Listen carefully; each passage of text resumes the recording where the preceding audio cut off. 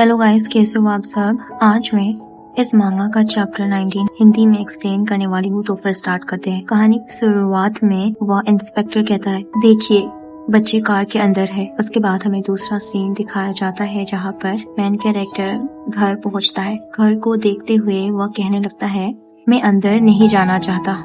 और वहाँ से झांकते हुए कहने लगता है, मैंने वह कार पहले कभी नहीं देखी, क्या कोई मेहमान आया है। तभी वहाँ से डायरेक्टर का सेक्रेटरी आता है और वह आकर पूछता है, तुम कहाँ थे। तो वह कहता है, क्या कुछ हुआ है। उस पर वह कहने लगता है, डायरेक्टर तुम्हारा इंतजार कर रहा है। यह सुनकर उसे इरिटेट महसूस होता है। उसके बाद अंदर जाते हुए वह सेक्रेटरी कहता है, कृपया आगे बढ़िए। उसके बाद वह जाते हुए मन में सोचने लगता है, क्या हुआ। और वहाँ पर एक लड़की बैठी हुई होती है और वह कहती है, इयान। यह सुनकर वह हैरान हो जाता है। उसके बाद वह लड़की डायरेक्टली उसे हक कर लेती है और कहती है, बहुत समय हो गया। तब वह मन में सोचता है, यह लड़की कौन है। उसके बाद वह कहने लगती है, मुझे तुम्हें देखकर खुशी हुई। कोरिया सुरक्षित पहुँच गए। इयान, तुम बचपन में जब मैंने तुम्हें 2 बार देखा था उससे कहीं ज्यादा हैंडसम हो गए हो। क्या तुम्हें ऐसा नहीं लगता। इलह्योंग। तो मेन कैरेक्टर सोचता है, इलह्योंग एक योंग लड़की जो कांग इलह्योंग को इसके नाम से बुलाने में इतनी सहज महसूस करती है, यह जरूर कांग यूजून होगी। कांग इलह्योंग की बड़ी बहन और एक सर्जन, एक लौती सगी बहन जिसका उससे खून का रिश्ता है। और उसे देखते हुए वह कहने लगता है, वाओ यह कितनी खूबसूरत है। और वह प्लस कर रहा होता है।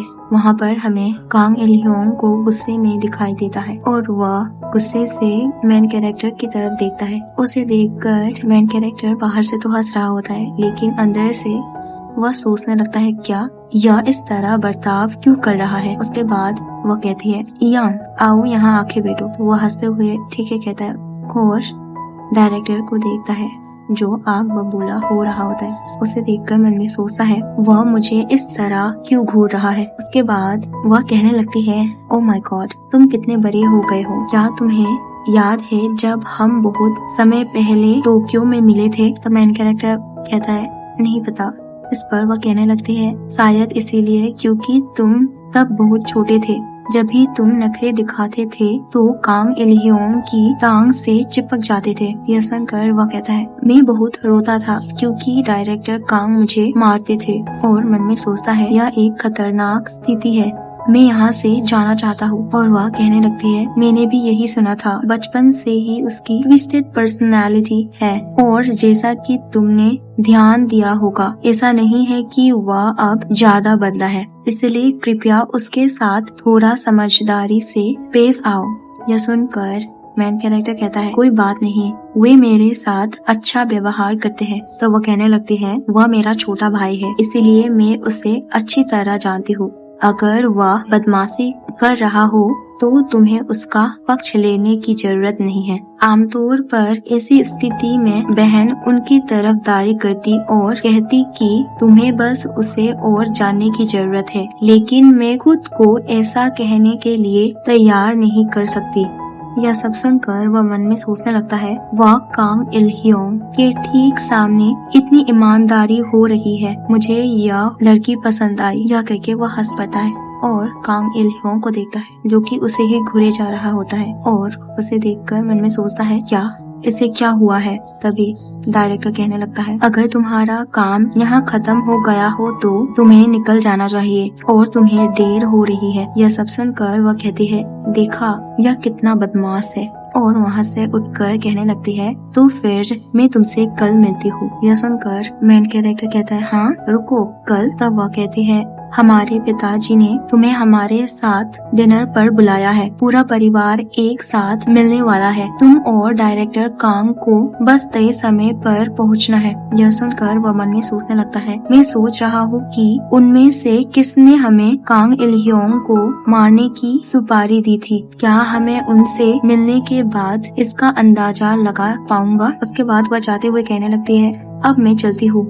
उसके बाद वह चली जाती है। तभी डायरेक्टर कहता है, यान और अपनी तरफ आने के लिए इशारा करता है। उसे देखकर वह मन में सोचता है, क्या यह मुझे कोई कुत्ता समझ रहा है। उसके बाद वह वहाँ पर बैठ जाता है और मन में सोचने लगता है, क्या बात है, आज घर पर कोई और क्यों नहीं है। उसके बाद वह कहने लगता है, तुम्हारी बहन सच में बहुत सुंदर है।